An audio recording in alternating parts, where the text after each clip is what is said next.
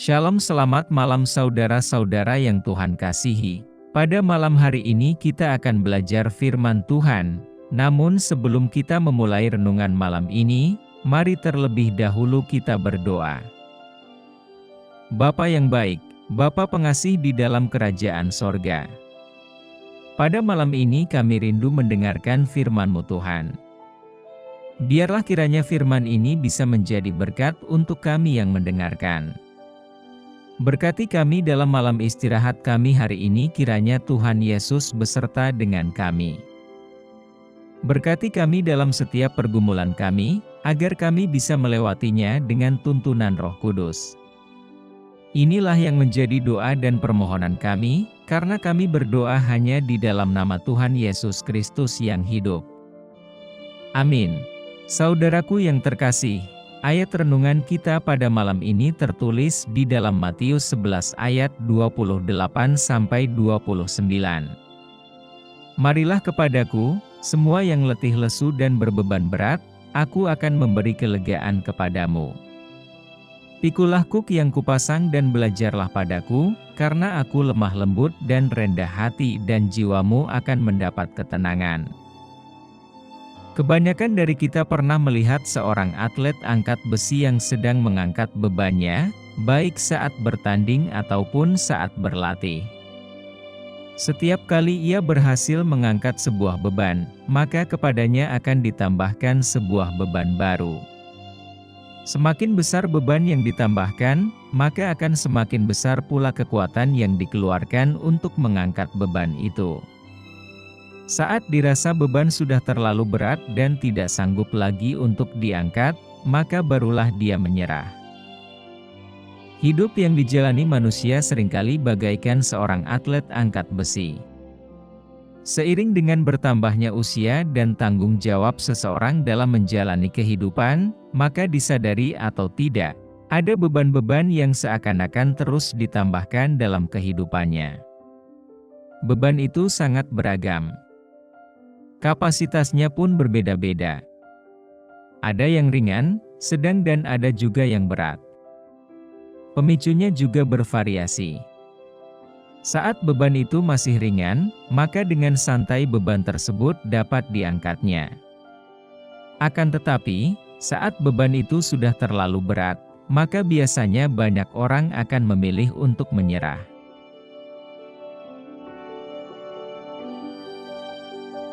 Seorang atlet angkat besi harus menanggung bebannya seorang diri, namun beda halnya dengan orang-orang yang menaruh harapannya di dalam Tuhan. Tuhan tidak pernah membiarkan anak-anaknya menanggung beban itu sendiri. Tuhan akan mengulurkan tangannya untuk mengangkat beban kita. Firman Tuhan di atas menegaskan bahwa Yesus mengundang kita untuk datang kepadanya. Dalam keletihan, kelesuan dan keterbebanan berat, Dia akan memberi kelegaan kepada kita. Inilah yang menjadi pesan Tuhan bagi kita di malam ini. Bahwa ada beban-beban berat yang sedang dipikul oleh banyak umat Tuhan saat ini. Beban-beban yang dipikul tersebut memiliki penyebab yang beragam. Ada beban-beban yang tidak seharusnya dipikul, namun mereka pikul juga. Ini berbicara tentang memikul beban yang salah. Ada juga beban yang sebetulnya sudah harus diserahkan kepada Tuhan, namun mereka tidak tahu bagaimana menyerahkannya. Beberapa hal yang perlu kita perhatikan untuk menyerahkan beban yang kita pikul ini kepada Tuhan, di antaranya adalah: pertama, datang kepada Tuhan dan menyerahkan beban yang salah. Matius 11 ayat 28 berkata, "Marilah kepadaku, semua yang letih lesu dan berbeban berat, aku akan memberi kelegaan kepadamu." Arti kata letih, menurut kebiasaan adalah tidak bertenaga, karena baru selesai melakukan kerja yang berat, capek, lelah sekali. Arti kata lesu adalah tidak berdaya sama sekali karena kelelahan, teramat penat. Sedangkan arti kata beban adalah barang yang berat, yang dibawa, dipikul, dijunjung. Muatan yang ditaruh di punggung kuda, keledai dan sebagainya. Dapat disimpulkan bahwa letih lesu dan berbeban berat menunjuk kepada orang-orang yang sudah tidak bertenaga, tidak berdaya sama sekali dan memikul beban yang berat karena disebabkan oleh berbagai situasi dan kondisi kehidupan. Ironisnya, banyak beban yang demikian berat yang harus dipikul banyak orang percaya ternyata beban yang salah. Banyak orang percaya yang akhirnya harus menanggung beban yang tidak seharusnya mereka pikul. Hal ini disebabkan diantaranya adalah akibat pelanggaran akan firman Tuhan di masa lampau, sehingga harus menanggung konsekuensi di masa sekarang. Penyebab lainnya adalah karena tidak memiliki ketegasan untuk berdiri di atas kebenaran, sehingga menjalani hidup dalam penindasan orang lain. Memiliki ambisi yang berlebihan sehingga melakukan keputusan-keputusan yang rela melanggar berbagai peraturan, dan lain sebagainya. Tuhan mengundang kita untuk datang kepadanya dan mengakui semua kesalahan yang telah dilakukan, berdamailah dengan pihak-pihak terkait, lalu beranikan diri mengambil keputusan berjalan dalam kebenaran.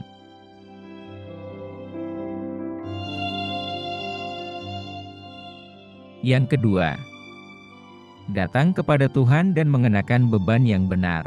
Matius 11 ayat 29 berkata, "Pikulah kuk yang kupasang dan belajarlah padaku, karena aku lemah lembut dan rendah hati dan jiwamu akan mendapat ketenangan." Banyak orang hanya melihat kata kelegaan pada ayat 28 tersebut dan menganggap bahwa ketika kita mengalami masalah dan datang kepada Tuhan Yesus, pasti masalah kita selesai dan kita akan bisa menjalani hidup yang tanpa masalah lagi. Benarkah demikian? Tentu jika kita membaca ayat-ayat selanjutnya, kita akan lebih mengerti makna dari ayat 28 tersebut. Tuhan memang akan memberikan kelegaan kepada kita, akan tetapi Tuhan juga meminta kita untuk memikul kuk dari Tuhan dan belajar kepada Tuhan. Ayat 29.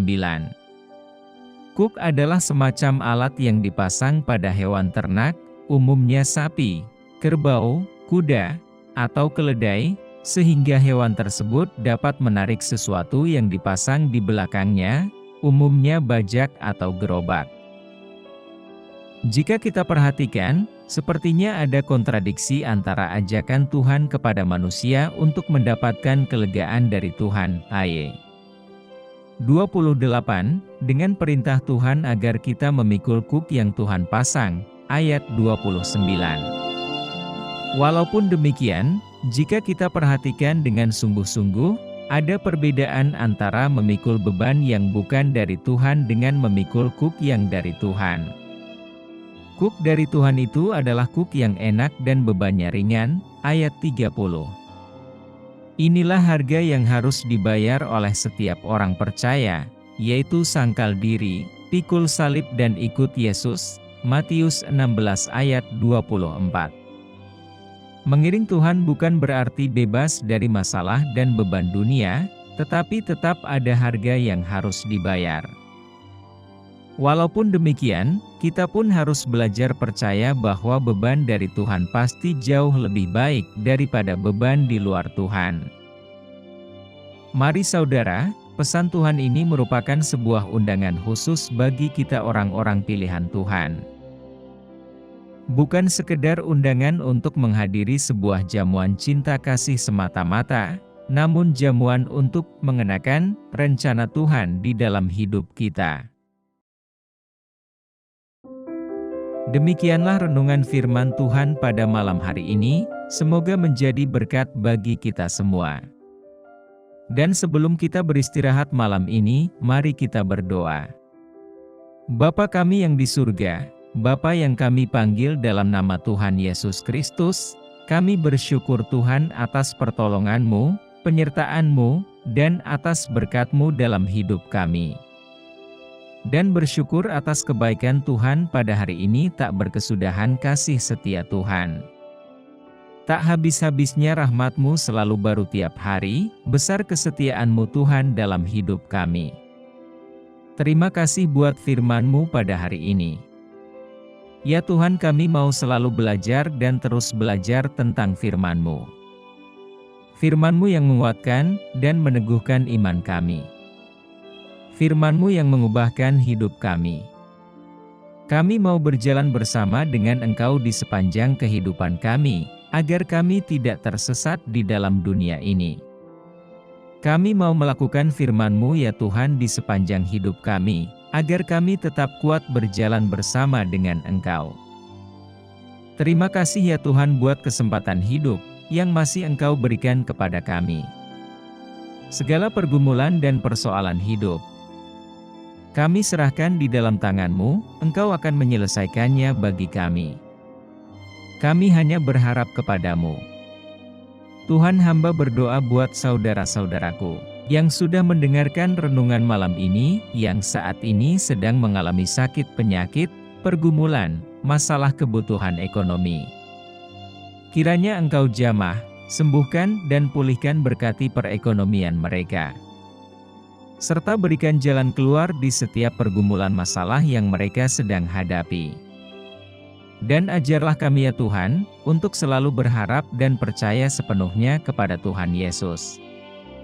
Kiranya Engkau terus memberkati kehidupan kami, keluarga kami, sanak saudara kami, bangsa dan negara kami, pemerintah-pemerintah kami.